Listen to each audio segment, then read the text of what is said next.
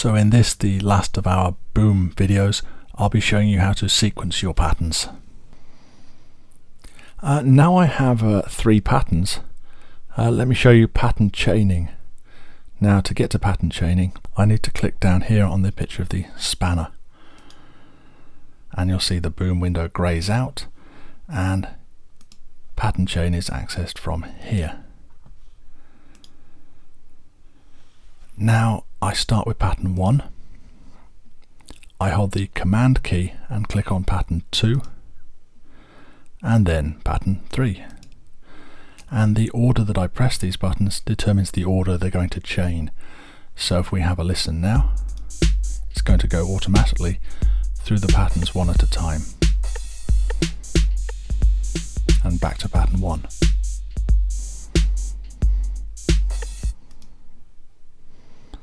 If I turn off pattern chaining,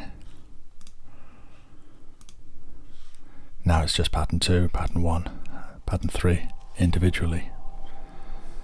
So remember, these 3 patterns are on C3, C#3 and D3. If I want to put them into a sequence in that order, I'm going to need to do this from either the MIDI edit page or from the notes view in the edit window. Let's go to the MIDI edit page. So I'll close down my boom for a moment and open up the MIDI edit window with Control equals. From here I'm going to make sure I'm in grid mode. Good. Double click to put in a note, and I want this to play for 1 bar. Then I'll do the same for bars 2 and 3. Just noticed my mistake there.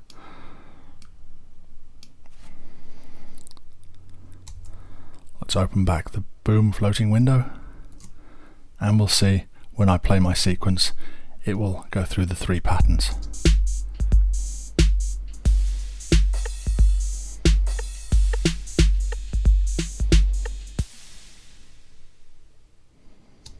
Close that back out of the way. You can of course play this in manually. Let's clear these out of the way for a moment. I'll do this from the edit window. I'm going to open up the transport window and I'm going to show you the function of this button.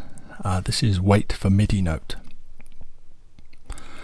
I'll turn on the click track, turn on wait for MIDI note.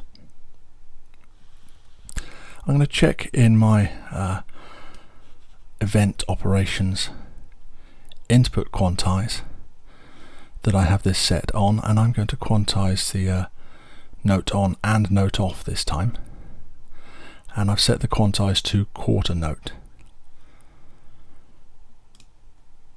Now because the wait for MIDI note has been turned on, this means that when I arm the track and press record, we're not actually going to see anything happen for a while. This isn't count off at all. You notice that there's no emphasized note with the click track. That's just to help in some kind of way. Nothing's actually going to happen now until I actually play a MIDI note.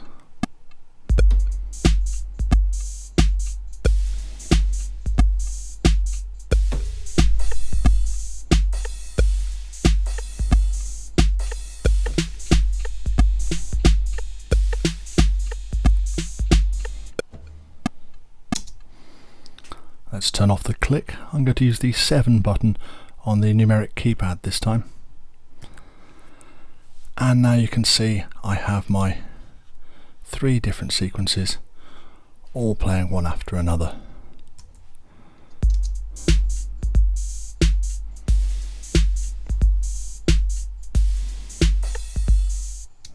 Well, you get the general idea. There's just one more element to look at with boom. To demonstrate this, I'm going to show you another boom window I created earlier.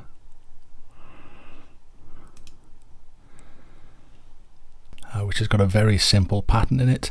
It has a single crash on beat 1. And I'm using this to demonstrate the sync mode. And there are 3 different options for this. We have beat, 16th and off. You're going to leave it set to beat about 99% of the time. If I move this down slightly so I can still see my pattern, and we can see that I've actually got the drums here coming in on beat 2. Now on the click track, I'm going to bring that in so we can hear exactly the effect of this. It doesn't really matter, even though that the beat 1 of this looks like it should be triggered here, it won't actually trigger until here. It will still play the sequence, it'll look at how far it has to go, and will actually start playing from around here when this note kicks in. Let's give this a listen.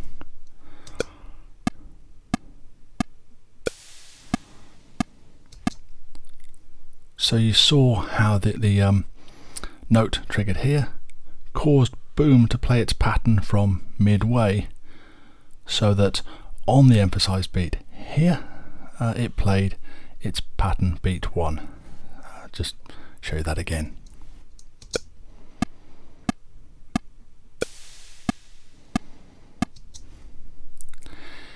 I'll change the beat setting now and put it to 16th.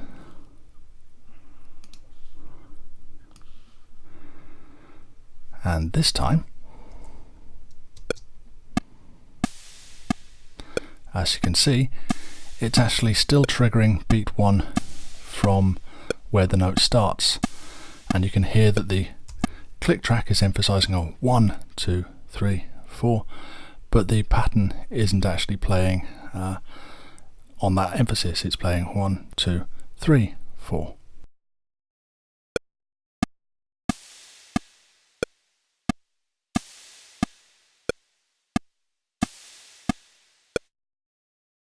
If I set this to off,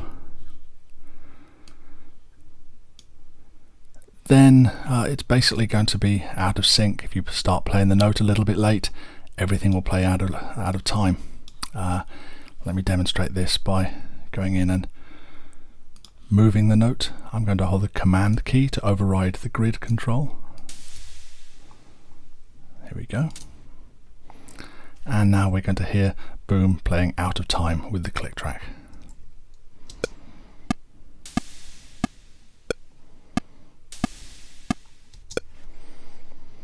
As you can imagine, it's extremely rare that you're ever going to want to take it out of beat.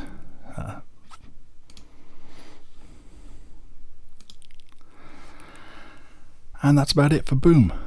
In the next video, we'll take a look at Expand.